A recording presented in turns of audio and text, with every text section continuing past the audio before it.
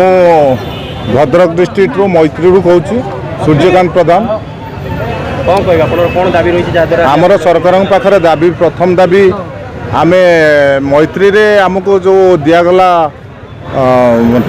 Training दिगला government तरफ training दिगला interview भी सीडीबीओ office रे प्रत्येक डिस्ट्रिक्ट रे दिगला। तो एबे ट्रेनिंग नहीं सारा पर जो बायब संस्था आमको चलैवाई विधिवत भाव में अच्छी से संस्था आमको प्रत्येक समय नुआ नुआ कहानी शुणाऊँगी जे आज कहूँ 10,000 दियो तो काली कहूँ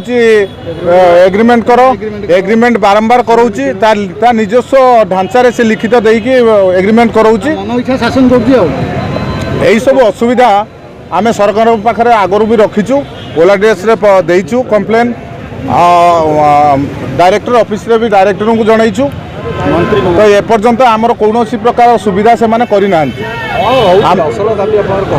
आमर प्रथम दाबी आम गवर्नमेंट रे काम करूँ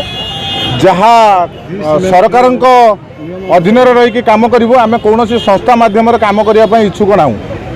यह मूल प्रस्ताव। सेकेंड प्रस्ताव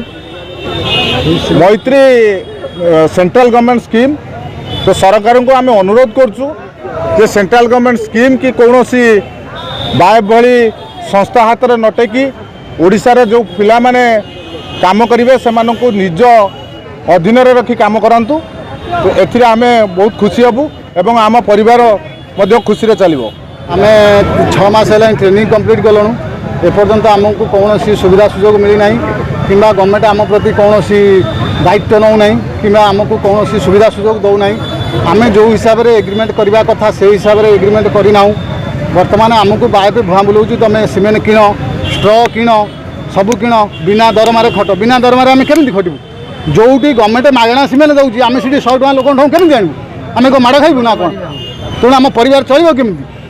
तेणु आम सरकार पाखे अनुरोध करुँ जदि आम सरकार अंडर काम करने को सरकार चाहूँगी ताल आमको फ्री सीमेंट दिंतु फ्री स्ट्र दिंतु फ्री एलांट दिंतु एवं आम ठूँ कम नियंतु तेणु आमको दरमा आकार किसी दिंतु सरकार पाखे आमर ये दाबी आमको सरकार मान्यता दि जाए पैसा एग्रीमेंट आम प्राइवेट कंपनी सहित एग्रीमेंट करूँ ना आम गवर्नमेंट अंडर में काम करूँ गवर्नमेंट नियम मानि चलू गवर्नमेंट जहाँ सुविधा सुजोग देव आम से संतुष्ट।